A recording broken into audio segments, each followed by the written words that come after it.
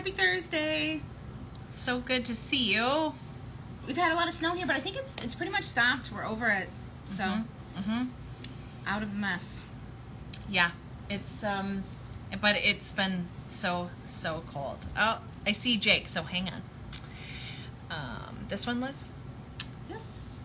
Okay, hold on. Yes. Here we go.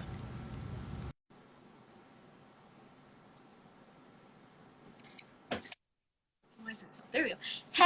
Hi. Hi, how are you? Good. It's so good to see you and chat with you in real time. We've talked on the phone, but not in face to face. So it's so good to see you. I know, it's so great. Thank you guys for having me. I actually just saw the photo. When I saw the photo you posted today of the yarn collab I did for your clubs, I was like, oh my God, it feels so long ago. It wasn't that long ago, but That feels forever ago. I couldn't even remember. I mean, that feels like a year ago. Yes. Yes. What have you tell us about what you've been working on since? I mean, I know it's hard to recap for so long, but like tell us what you've been up to. I've been keeping busy. Yeah, this summer I was dying a lot, and then obviously during the fall I released my Bad Girls Club collection inspired by Lady Villains. And then I just recently did my Broadway collection inspired by all sorts of musicals.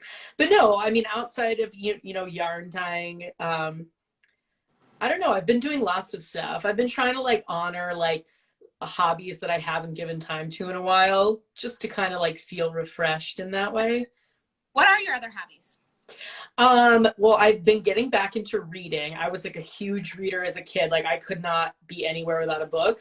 But I think that like after I did my master's, I was like, I don't want to read for right now. Like done with the words. Yeah, so I was like, enough words. And so then I just I kind of took a break, but I actually signed up for Book of the Month that, you know, Yeah. and I've actually been enjoying it. Like they give me some months I'm like, I'm gonna skip this, but most of the months I'm like, oh, this is like pretty good. Good. What have you been reading lately? What's one that's like coming to mind that you feel like? Well, I curiosity like killed the cat in that I read the prequel in the Hunger Games series. Like I was like a fan of the series, and then like I was like, I just have to read it. You know what I mean? Like to know, was it the best? Okay. It was, yeah, it was like, I don't know. I feel like there could have been a lot more with it, but to me, it kind of felt like someone kind of like forced her hand into writing it. You know, it was like writing it for the sake of writing it. And there were a few moments where I was like, ooh, wow, that's like a little Easter egg, or like, that's really cool how that tied. But there wasn't a lot of that, which was why it was like frustrating for me. I was like, no, like if you're going to spoon feed me a prologue to the series, it's like, please give me like all of the easy stuff. Get into it. Yeah. Right now I'm reading House by the Cerulean Sea. Oh yeah, how is it? I've heard nothing but good things about it. Erin from Coast to Coast, I see that she talks about it a lot. So yeah, it's like, it's very fun. Like it feels, here's the thing, I don't think that author is British, but for whatever reason, like the comedy feels like very British. Like the writing is like very dry, and the children are like very sarcastic. So I love it because I think that the humor in it is like so funny, and like the kids are just so endearing. But yeah, it's a good one. And I'm like at the dead half center mark right now. So I'm like excited to finish it. awesome. I am really enjoying. I started it yesterday. Audio, and I like to switch between audio books, and I try to do one paper and one audio. Mel Brooks' memoir, All About Me. And oh, cool. I'm listening to it, and it's very good.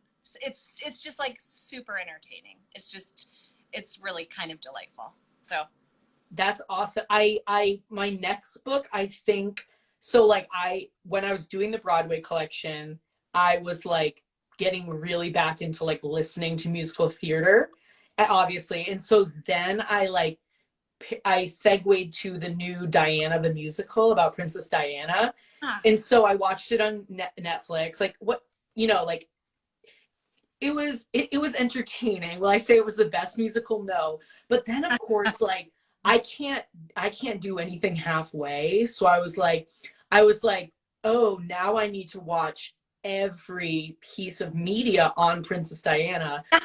So now I bought the book written by whatever his name is, Andrew Morton, about her life that she like fed him like information to. And so now I'm like so jazzed to read that. Awesome. When you talk about musical theater, like, has this been have you been involved also in theater in your life? Yes, I did musical theater like since like 4th grade, and then I kind of just did it all the way up through high school. And then when I got to college, I like went to, like, I don't know, I went to what's that thing called? Like the fair where you like meet every group on campus, whatever, like campus day. Like not a job fair, but yes. Yeah, and I met like the theater group, and I met a bunch of other groups, but then I actually was like, I think I'm going to audition for an a cappella group. So I ended up I sang in an a cappella group for like, yeah.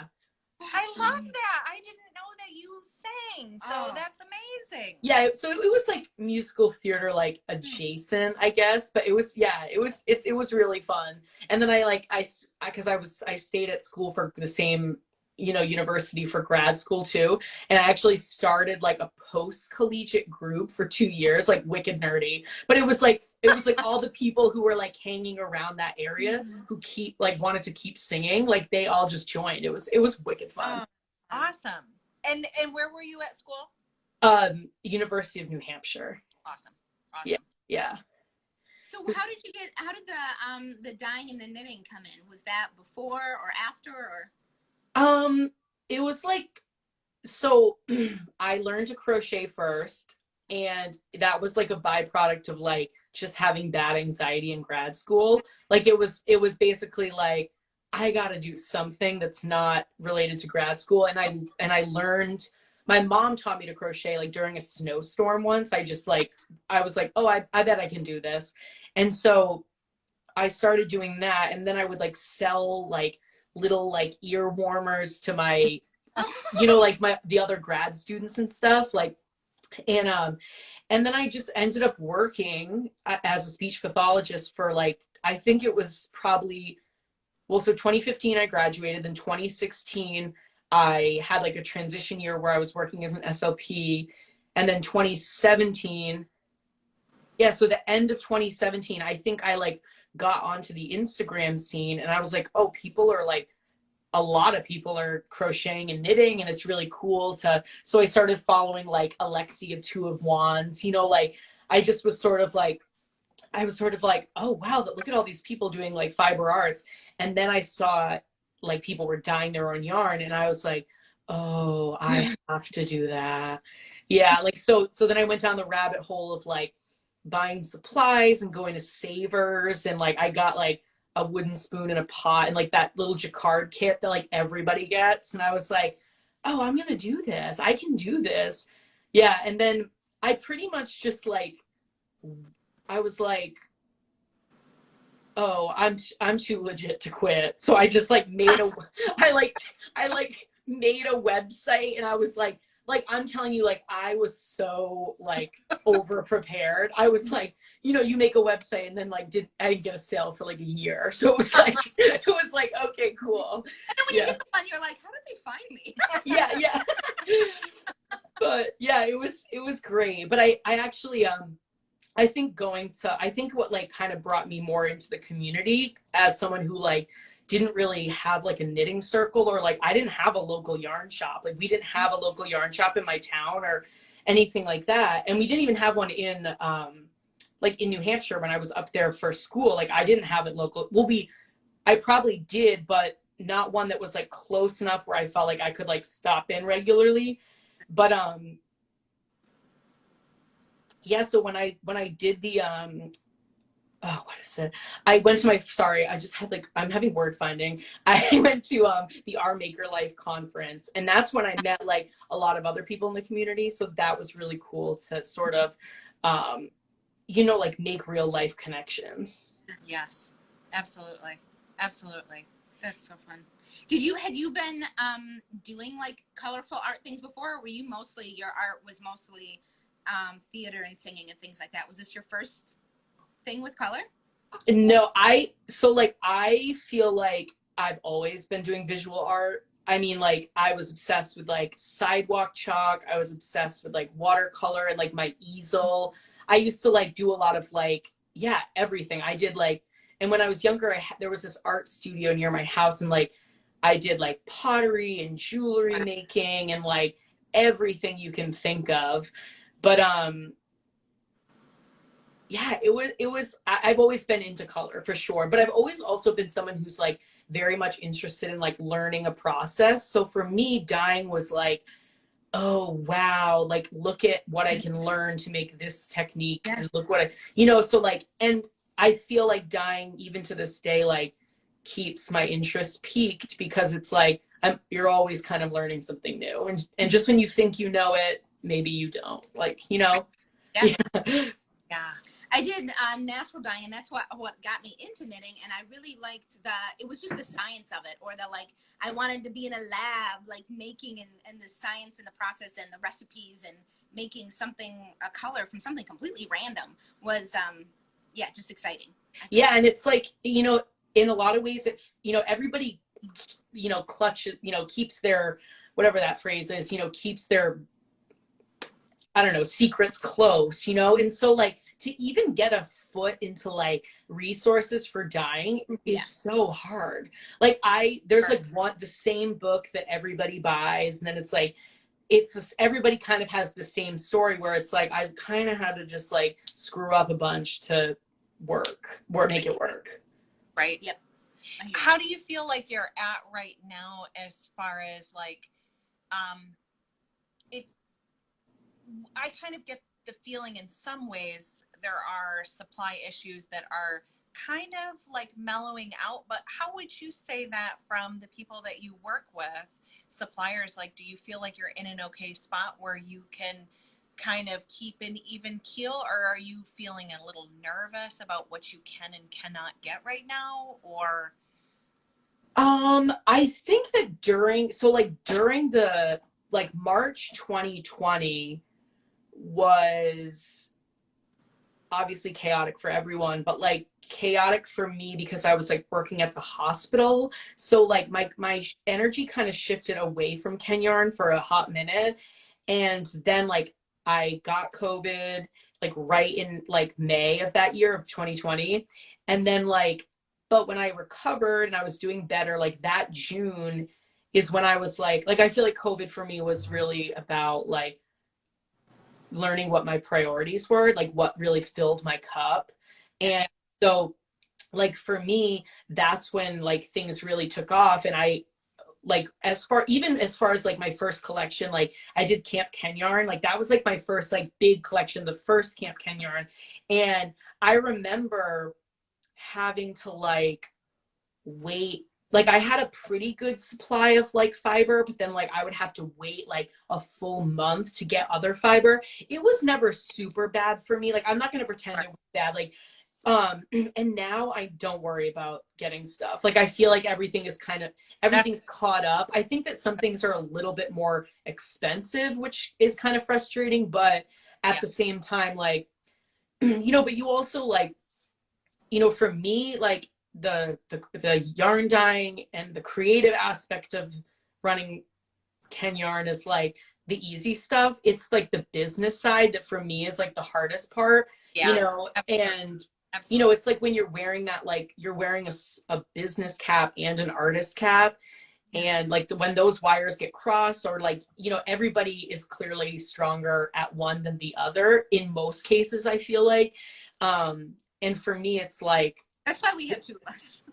Yeah. And like some days I'm literally like, if someone could please just deal with like X, Y, and Z emails that I don't want to like Yeah. respond to. But then it's like, oh yeah, I want to be up dyeing yarn and stuff. But I feel like I've got a good system. I have a few employees that work like a few hours a week. Like it's sort of like I have like 3 or 4 people that work for me, but they work in like kind of like really tiny increments. So it kind of feels like one 40-hour a week employee. Okay. But we've got a really good system. And so the good thing is that like some of them have even like stepped up to be like, okay, well, no, I'll deal with like inventory. You know what I mean? And like we Those are the ones you want. yeah. So I feel really grateful for my employees. And like I also think that but again, like every day something can go wrong. Like there's never a dull moment. My studio started leaking yesterday. I was like, I saw that. How is it going? it was fine. It was like, it looked a lot worse than it actually was, which was good. But I was still like, are you kidding me? Like, we have to stop what we're doing and like move everything away from the wall and mop up the mud. And I was like, because it poured actually, they think under the wall, because like the plumber was working on the other side of the wall in a different unit. And like, it was only like a certain amount of water, but it missed my laptop by like inches. And I was like, thank God. Yeah. But yeah, so there's never a dull moment. Oh, my one of my employees, Maria, is in here and she just smiled, but she's the best. So that's one thing we've talked about a lot, and is that, well, you know, we are lucky, like we do, you know, what we do is some art, but we're not basically like just an artist. We get to work with all of these other artists and help play with all of their cool stuff. But it's got to be so, it's just so much that we see all these artists who like, yeah, look, I do this all myself, and you're like, that's overwhelming. I can't even to have to stop, move your brain from artistic and creativity, and then have to stop all of that joy and that creative work to go do this piece, to either market yourself or sell yourself or write about yourself or pay your bills and do all those things. And then it takes away from the amount of art we get from someone because of those pieces that are not artful. yeah. Yeah. Yeah, I for sure feel that. I mean, I think that the more the business like grows, the more opportunities there are for like there to feel like there's a struggle between like artist brain and business brain, because like there's some times when I'm like so overly concerned with like logistics and or like money or like sales, and then I'm like, oh my God, I'm like, this part of my brain needs to shut off right now. Like, you know, because there's the part that needs to be fulfilled by like the creating. So yeah, that really is hard. I think that like I think for me, I've found that, I mean, I'm not perfect. Like I definitely have moments where it's not easy, but like for me, sometimes like on Fridays, I'm alone in the studio. And so sometimes on those Friday mornings, it's just like a space for me to be like, we're going to play a little bit, you know? But yeah, I think that, you know, I think there's been a lot of changes for me this year. I think that like the bigger themed collections have been really fun, but they're definitely like a very large commitment, you know, and I'm trying to kind of like change things up and do like a year-long collection instead, and sort of like lean into more of like, well, what is like quintessential Kenyarn, like as far as like colors go, because I think that like with some of those bigger collections, you know, as a dyer, you're like, you know, the artist part of you is like, okay, well, I don't really connect maybe with like this certain portion of this palette, but then like that artist, but then the business part of you is like, okay, well, you're selling to this audience, so like there needs to be something for everyone, and that is like a very weird struggle too, you know. You know, yeah, absolutely. We've done a lot of that in the kind of the beginning, but when we went to a place of kind of redefining ourselves, we got to a place that we're like, and again, it only comes from a place of like comfort. When you're like, at the first place, when you're first building, you're like, I need to get to everybody so I can get some. I have to do everything because I don't know. I need some sales, and so and then it finally we are lucky enough to get to a place, or maybe we would have, if we would have concentrated on the beginning, we would have maybe gotten there quicker, but it's just like, once we defined who we were, or saying like, I'm only going to do what I'm really passionate about and really excited about, because that's what I can promote and get excited about and talk about, because I'm going to have a hard time even doing anything with this stuff on the shelf that I'm not into. I don't even know how to talk about it. Yeah. That was one thing that's been good for us, but I don't know if it's just because we thought about that better at a time when we were more comfortable, or we got comfortable because we made that time. I don't even really remember. Right. Yeah. What is the first thing that, is it you make that decision and you stay solid in that decision, and that's how you propel your business and move forward? Or is your business has already achieved a particular level of success, and then you're like, okay, now I can really have the comfort to do what I want? I think that the industry seems to be large enough and wide enough and gracious enough and colorful enough and beautiful enough that there's a space for everyone, and I think that people are super attracted to. I think that they can tell when you don't. They can not. tell I'm not saying you specifically. Yeah. But like, I think they can tell if you don't love a color or moving, and but then again, it's like, how do you like start creating something like a collection where you're like, okay, wow, this is wild. I had no idea what this color was going to do for me. Like, even trying to achieve this, like, okay, it opened up this new realm of possibility or ideas for you, that if you were only dyeing what was specifically, or what you felt was quintessential Kenyarn, then maybe you would have never gotten to that level of like mind exploration or something. I don't know. I mean, yeah. I don't know. I think, I mean, all of that resonates. And I've been thinking about it like more than ever. Like, you know, I just came off of like a year where I felt like I feel very lucky and like I mean, yeah, I'm so gracious and so lucky for all the support that I've been shown, and I love what I do. I think that so the business brain there, it's like I just had like a really great year of business, but there's also like the artist brain to tend to. And I think that like, you know, I think that for me, it's like I've been like collection, you know, like two or three times a year collection.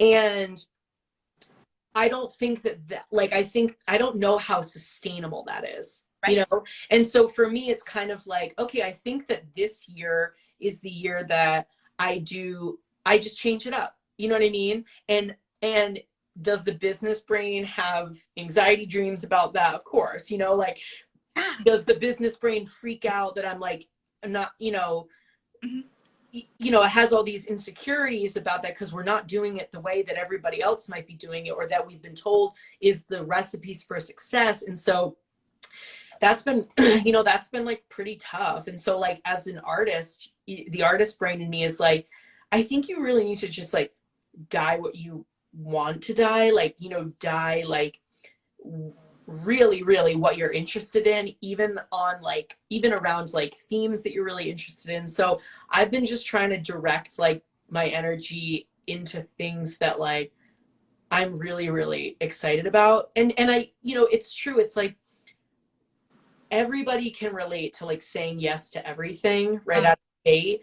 And I think in a lot of ways, it's sort of like, well, you should say yes to everything right out of the gate, because I think that you have to go through a certain amount of failure to understand who you are as a business, and understand like your resilience, and understand like your comfort levels with like, or like your, like how you react to stepping out of your comfort zone. Or are you someone who just doesn't really want to step out of their comfort zone? Because like, you know, there are creatives in this community, makers in this community who have nailed this like microscopic niche portion of the market that are like doing such brilliant things. And then you're like, oh my God, well, what if I did that and I only did this like one really certain specific thing? But like, I personally am not wired that way. So I'm like, why am I trying to like, you know, I feel like in this age of like media and like constant like seeing what other people are doing, and I'm sure everyone can relate to this. It's like, you know, you kind of play the comparison game, and as much as we say we don't want to, you know, it's like who the other day my artist brain was like, hey, business brain, who the hell told you that doing a collection every 3 months was the only way to run your business? And the business online. Yes, and right, and the response is everybody else online, right? Yeah. And as soon as I, you know, and the things like, and it's so clear to me, like, you know, like Liz, like you were saying, like, you're right, like people can tell when you might not be fully invested in something. And so like, you know, for me, like if a colorway's just been around too long, it doesn't matter how much like I used to love it or people love it. It's like, I just have to put you on the shelf for a little bit, you know, like, and stuff like that. And like, yeah. So I mean, I could go on for hours about this. No, that's, I mean, Yeah.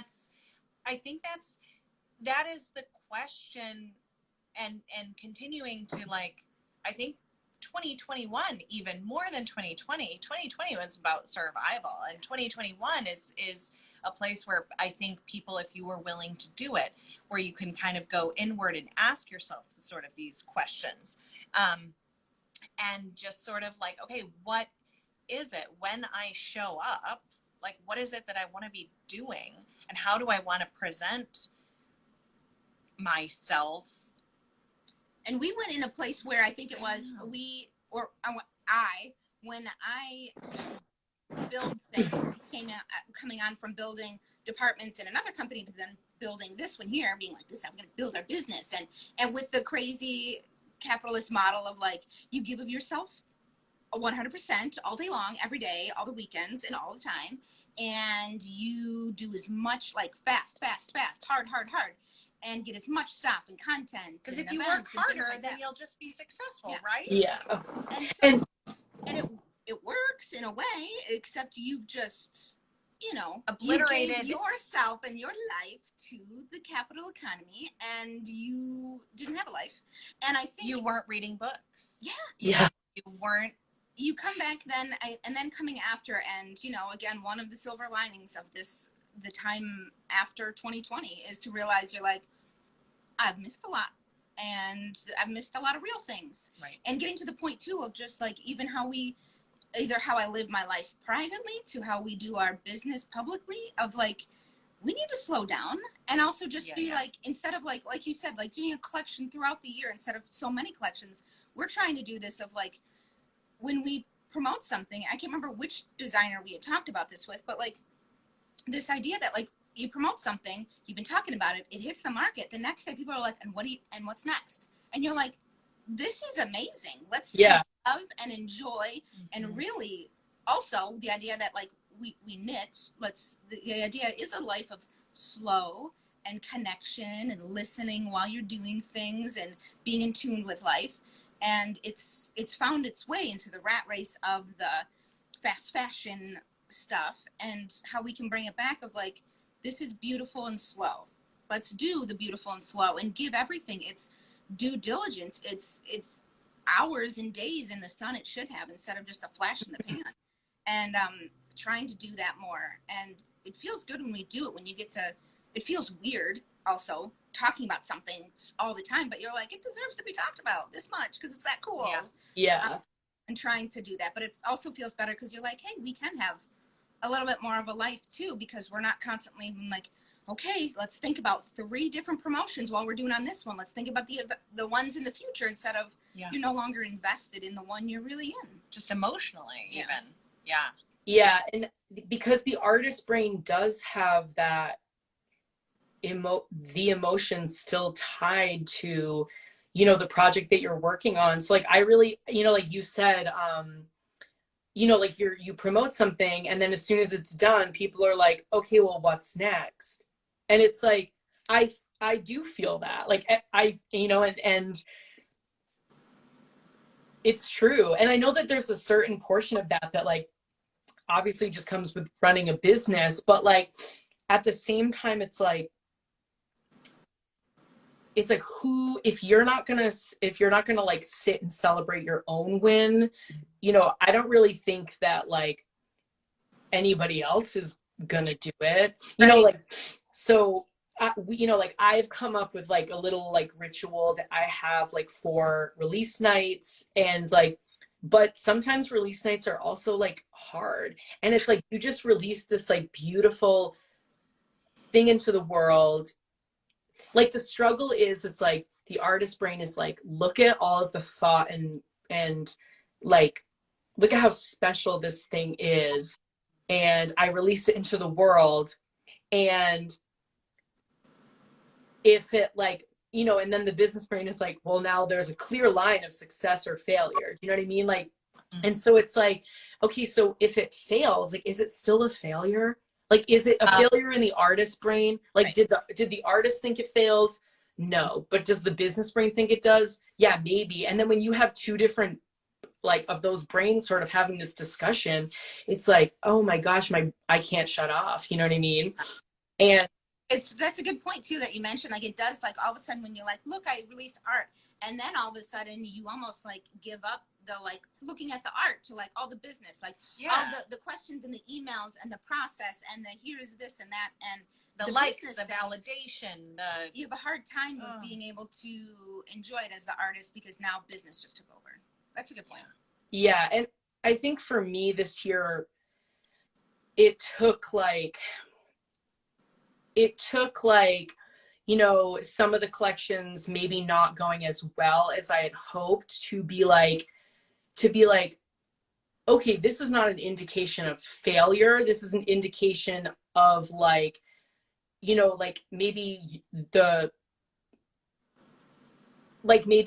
it's just like how people are perceiving it. Do you know what I mean? Like it's the artist brain that I should be listening to. Like, hey, I'm really proud of it, and you can enjoy it if you want. But it's the same thing. Like, can you imagine being a painter and standing in a museum and waiting for validation for every person that came up to your painting? And it's like when you're, you know, at indie Dyer, it's like, well, if someone doesn't, you know, if someone's not like commenting or liking, it's like the only way I'm gonna know if their support is like if someone shows up by paying for my art. And that's when the two brains are like, you know what I mean? And so I kind of was like, I think that I need to take it, you know, to just take a step back and kind of like, you know, readjust like my expectations, and also like celebrate the fact that I do something that nobody does like me, and I do it in this very special way that I do it. And like, that's really cool. Absolutely. Absolutely. Someone was asking a little bit ago if you do you focus on, or are you focusing on like looking at what yarn shops where you can have your yarn and get exposure that way? Or are you really looking at just focusing on your website and bringing your artwork through your platforms? That's a good question. I always like accept wholesale orders from yarn shops. I think the thing, you know, you can probably weigh in on this too as a yarn shop, but it kind of feels like yarn shops right now are like on the fence about wholesale orders. Like a lot of, I feel like a lot of stuff is like, you know, like maybe like consignment or virtual trunk show, because I think that like folks like, I think maybe there's a little like PTSD about like 2020, and like, you know, like just like making sure that everybody still like is successful like monetarily and things like that. But yeah, I think that for me personally, I love doing retail from my own shop. You know, I don't have an in-person store, but I love selling like through my website. But I love, you know, I love doing wholesale orders too. I especially love being able to be like in person at a show and like actually sell to people, because I think that like, you know, I think that you know what I mean? There's more than just selling your yarn. You know what I mean? Like there's more than just selling DK weight yarn. It's like, hey, here's the story about this. Like, let me tell you where it's from. And I think that that's something that's really fun for me and something I love to do in person. And everyone that's going there is loving that piece too. They're there to see you, and to they hear the want stories. To be, they want to buy your yarn so that they can take a piece of your art, like that you can live in their house with them and be a part of their life. And I think that's really, and you know, I will weigh in on the wholesale thing, whereas I think that yes, we're in maybe a different situation than maybe, so this isn't like a universal yarn shop idea, obviously, but I want to always have more and more indie yarn purchasing it. I don't want to really do consignment, or maybe trunk shows, in that like we purchase it and you come up with a collection, you come up with like maybe a limited edition or something like that that's purchased outright. But more like, we have always talked about, especially over the past 3 years, 4 years, we want to have yarn in the shop only, really, that has like a story to it. People, not just some like, just a real authentic, where we can feel like we really stand behind the artists that are here, and that we have a real knowledge of like what they do and who they are, and that it's important to them that they're here. And for us, I think we are doing a lot, or wanting to do a lot. Like, there are so many Dyers and so many different stories and things like that, that it's for a while, it used to be like, okay, well, when you bring it in your store, you keep it in your store, and you got to have all these lines. How do we fit a bunch of people in here? And it's getting to the place of being like, there's just then times that we get to have, like, we might have at this time 10 different stories in here, and then when that one's gone, we're going to bring in another story, and then we might come back to that other one at another time, but just to try to have our store as a kind of rotating of all of these artists that we can try to bring in, I think is our way of thinking how we can bring more artists in and connect with more artists, is bringing them in for phases, instead of trying to be like, always have the staple with the whole line, with all of the lines and all of the depth. We would only be able to do a couple artists that way. Yeah, I like being able to send, like, from a Dyer's perspective, like, I think the wholesale orders that are like the most fun for me are when they're like small quantities of like a bunch of different colorways. Like, it's not like 30 colorways of these 6 colorways. Do you know what I mean? So for me, it's like really coming up with like a smorgasbord, because like the truth is like when you order that many different colorways, then you get them to your shop, you put them up on the shelves, and you're like, wait a minute, look how good this works with this other thing. And you know what I mean? Like, and then you start to play that way. Like, and for me, like, I think something, again, like, and this is something you only learn with experience for anybody who is like starting out in business, or, you learn, like, for me, I do big collections, then they're gone. Like, I do them and they're gone, or I do a custom colorway and it's gone. Yep. And for me, that has started to not feel very sustainable, but it's like, it almost comes with like, there's this like, you've got to have the confidence to be like, I love this colorway, so it's staying, as the artist. And like, you need to be like, no, I'm going to show you that this works. And because I believe in this thing. And that's when people really start to like, like trust that and like trust you. And so for me, it's like this year, I kind of, along with like doing a year-long collection, like it's really been a goal of mine to curate this like year-long collection that's kind of like exactly what I want it to be. I don't need to test out a color with people and then rework it later on. It's like, no, like, I'm going to do my own thing behind the scenes, and like, you don't really need to see it. And then it's going to be here, and, it's like, cause it's like spinning your wheels, and I also, even when it boils down to it, business brain is like, yeah, we really should just have like a list of colorways that people can buy wholesale. Cause right now I'm like, yeah, if you see something in my feed you like,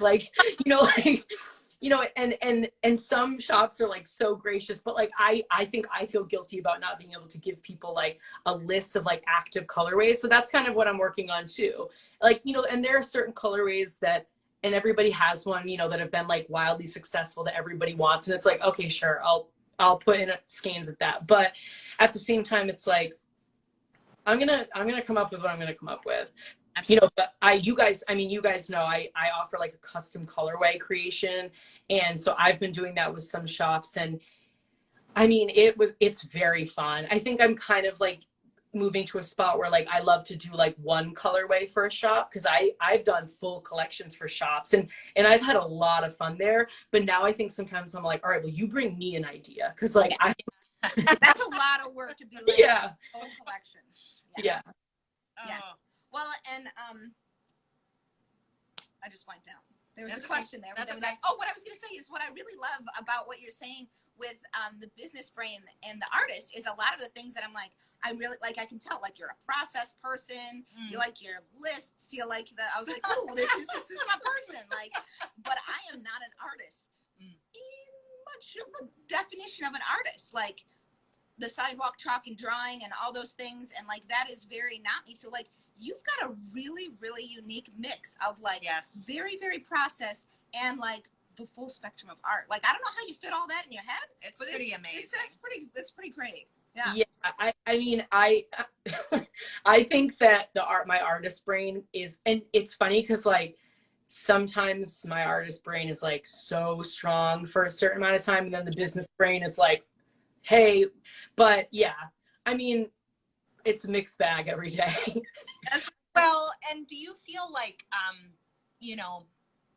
I feel like before Liz came on as my partner, I was here by myself all the time, and I did all of the things, and, all of the things, working in this shop and, doing the newsletters, writing patterns and, buying the yarn and paying the bills and da-da-da-da-da.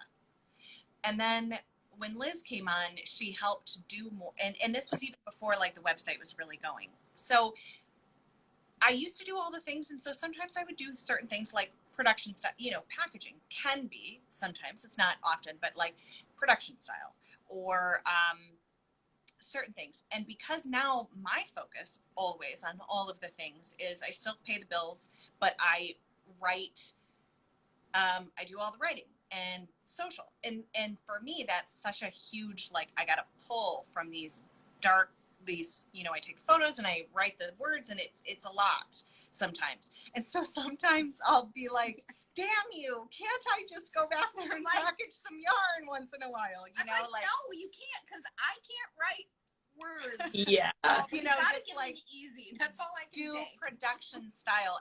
But what I was going to say is, Liz, when she's doing production style stuff, then she'll like have a notepad, or she'll just text me an idea about something. Do you feel like when you are doing production style things, and maybe this is what your employees are helping you, are doing for you, so you don't have to do, but like if you're twisting yarn, if you're scanning, twisting, rinsing, labeling, do you feel like those are times when you can because you're doing these sort of physical things, that you can let your mind work out solutions while you're doing it?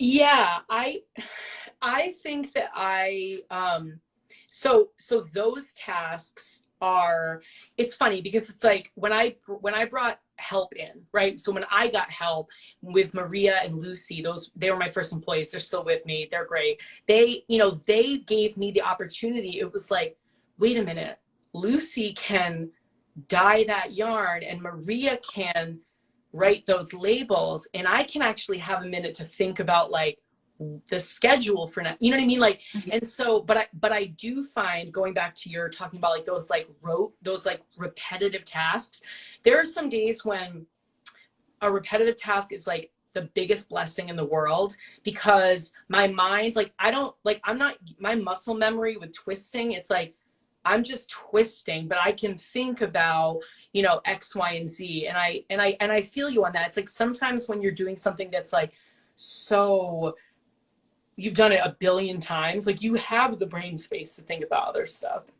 But yeah, like sometimes, Maria does a lot of the shipping with me in the morning. And like, sometimes if Maria's not there, like, I'm just like, stick, open, stick, close, out, stick, you know what I mean? I'm just like, wow, 2 hours have passed. And I'm like, that was great. I wasn't worried about anything. Like, but no, yeah, I do. I feel like a lot of that time. And sometimes even like when I'm when I'm dyeing yarn, like if I'm dyeing a colorway that like it, you know, like sometimes the semi-solids that I do are very straightforward. There's not a lot of like, you know, it's the same recipe. Here's the dye stock, blah, blah, blah, blah.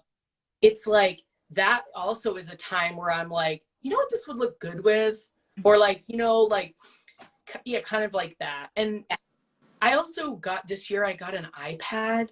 I started to use Procreate, and I found that like doodling gave me like so many ideas, because like the first doodle that I did on the iPad was the artwork for my lore mystery club about like fantastic creatures. So I was like, I was drawing like a dragon tail and a pirate hook and I was like, oh, this would be so fun to do as a yarn collection. And so now like with the lore club, the most like people message me all the time and they're like, the most special part of this is the drawings that you send, because I send a drawing every month with you know, and they're like, I didn't expect this. And I was like, neither did I just started I was like, I just started to do it, and then people kept looking forward to the cards, so it was like, this is great. Yeah. Oh, that's awesome. That's amazing. Yeah. And I find that like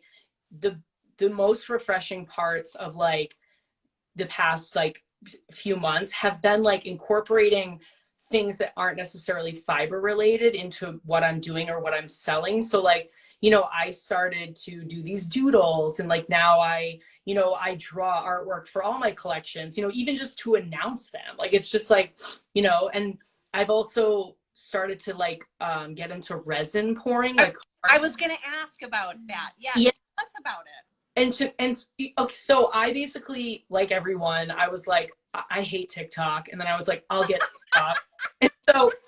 and so I got on TikTok, and I was like, oh my God, resin pouring is so cool. It was literally the exact same thing as yarn dyeing. It was being like, I bet I can learn that process. And so I just like went down the rabbit hole again of like finding, you know, like what people were doing. And I bought like a coaster mold, and I just like poured coasters one night, and I was like, this is really fun. But you know, like, you know, I started to order like specific molds for certain stuff. And now I do like, I have like resin notions dishes for people's like desks and stuff. And like, I also have a new thing coming. I'm not going to tell you what it is yet, but it is made of resin, and it's just so cool. It's like, and it's almost like, you know, you're still using color theory, and you're getting to do like, you're getting to make these like cool colorways that aren't for yarn, you know? And yeah, and I'm not trying to go overboard with resin because it's like not the best for the environment, but it's like, it's also like, I feel like I'm trying to create things that people are just going to use. Like, you know, like they're just like very functional and like, yeah. But doing that stuff, like, and so resin, I don't take to work. Like I have a studio, but downstairs in our house, there's a workbench, and like, yeah, right, I'm doing handy tool stuff. So like, it's become like my art bench. And I've been doing, I do my resin down there. And I've also been doing, like the acrylic paint, like, what do they call it? You know, like you mix it with like that, like poly solution, and it gives those really cool, like with a hair dryer and stuff. And then you pour a resin coat over it.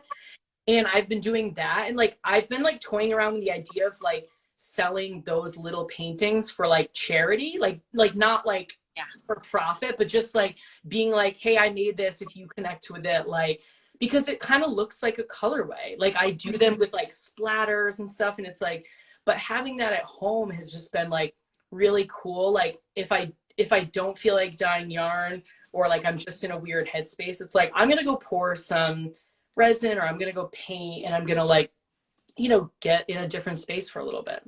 Oh, I love that.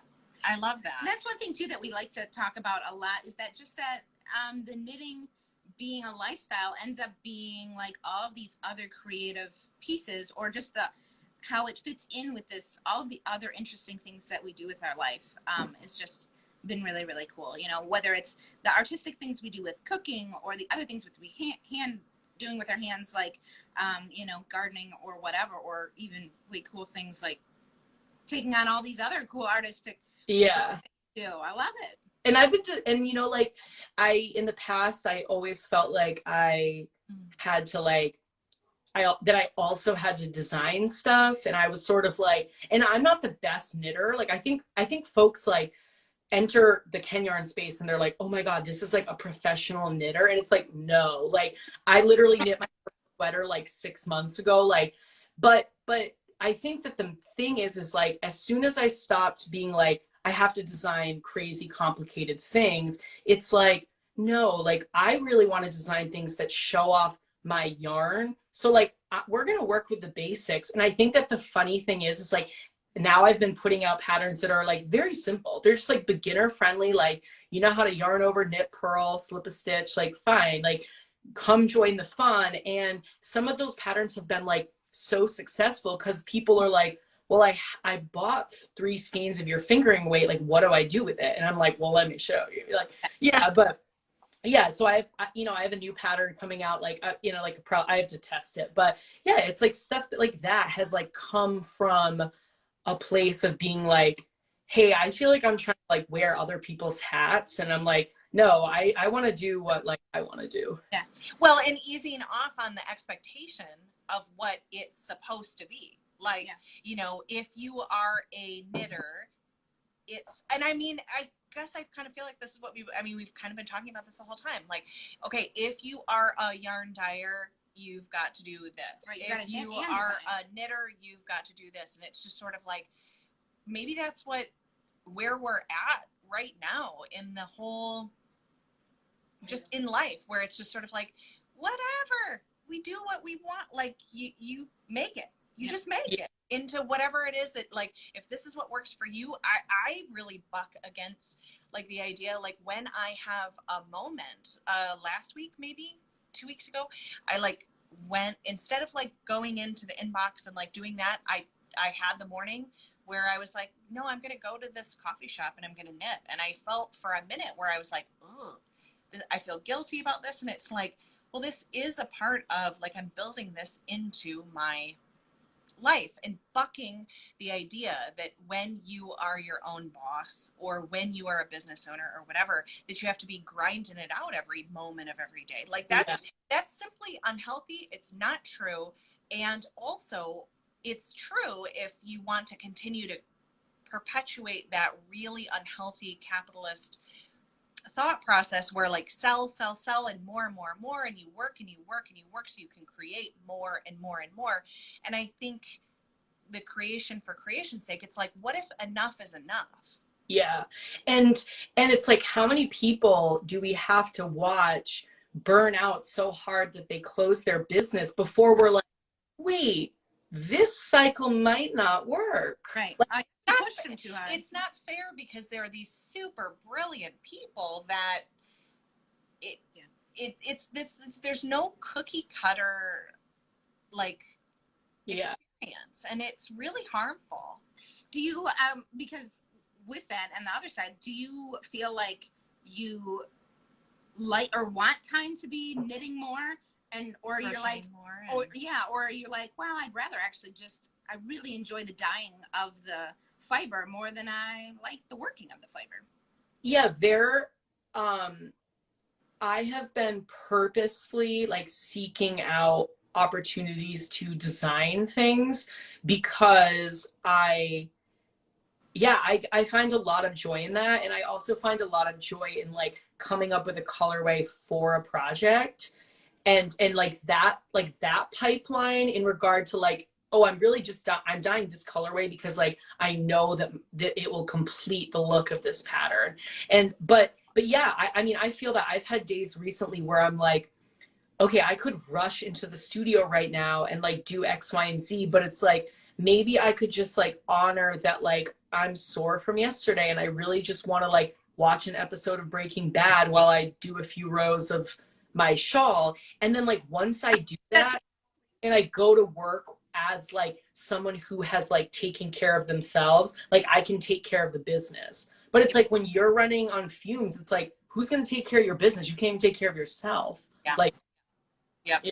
Yeah, and the well too, like when you're constantly fried and short fuse on everything, I'm not doing good business anyway. Yeah, you start to forget stuff. You start to be snappy with people. It's like you're you're like literally a shadow of yourself right now. Like, yeah. And so, yeah, and listen, there's no recipe for success overnight. It's definitely like a waltz, but you know, yeah, some days I definitely struggle with that, and then other days I'm like, no, I'm putting me first for sure. Yeah.